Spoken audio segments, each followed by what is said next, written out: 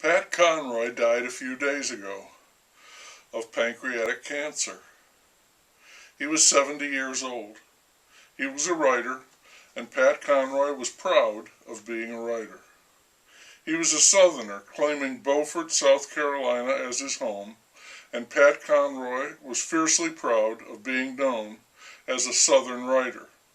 He used to say that there was a time, for maybe a nanosecond, when he would tell people that he was not a regional writer, that he was writing for everyone in the world.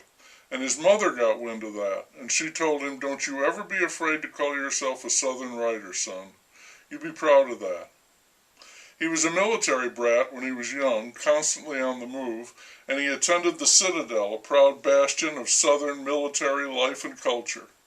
And he boasted that he came from a crazy family, not just slightly off-kilter either, somewhat eccentric, but full-blown, bug-loon, batshit crazy, the way only Southern families can be. He took all of that and he turned it into his books. During his lifetime, Pat Conroy sold over 20 million books. 20 million books. He self-published his first book, borrowed money from a bank to do it. I never read Pat Conroy. I think I suspected that his style was too florid for me, and his books were loaded with too much feeling. Plus, I don't like fiction all that much. The only book that he wrote that I read was a non-fiction memoir, A Reading Life. I read that a few years ago. I believe I enjoyed it, but I can't say I recall it. Pat Conroy was at his best, on his feet, in front of an audience, telling stories. He was a great storyteller. That was his element. He would say it was the Southerner in him, but I thought it was also from his father's side, the Irish in him. Spouting blarney with his ruddy cheeks burning, telling stories that were at once hilarious and tragic, made up and all too true. I even avoided the movies made out of his work, wanting nothing to do with The Prince of Tides, for example. The great Santini used to be on television all the time, so I've seen bits and pieces of that, the oppressive fighter pilot father not allowing his son to beat him in basketball and dying in a plane crash.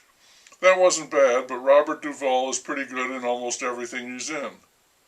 The other day I was uploading a video, which is rather tedious, and I wasn't about to hit the clear history switch, so I turned the TV on and found a channel showing an old movie, starring a young Jon Voight and a lot of little black kids, and I thought, I know what this is. This is Conroy, taken from Pat Conroy's book about when he taught school for a year on an island off South Carolina, another outpost of Southern culture as extreme in its isolated way as the Citadel. Conroy's book was The Water is Wide. I remembered someone I respected once startled me by saying that was her favorite book of all time. So I decided to watch the movie. It was as if fate had taken a hand. More likely, the station was reacting to the author's passing.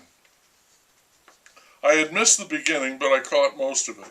There was a great deal of heart in the movie, as you might expect in a story about a young white man teaching in a school for nearly illiterate black children who had no familiarity whatsoever with life as most American children at that time, the 1960s, knew it. There was a lot of the 60s in the story, and it's one of the big inspirational movies about teaching, up there with To Sir with Love, Stand and Deliver, and the Dead Poets Society. The lesson in it is abundantly clear, that the greatest teacher is the one who loves their students and will do anything to teach them and elevate their lives. Conroy was fired after a year for being too unconventional and being insubordinate, disobeying direct orders, which was painful but true. Conditioned by his overbearing father, as well as the rigors of the Citadel, he was an insubordinate person. He quit teaching and started writing books. Quite an insubordinate occupation.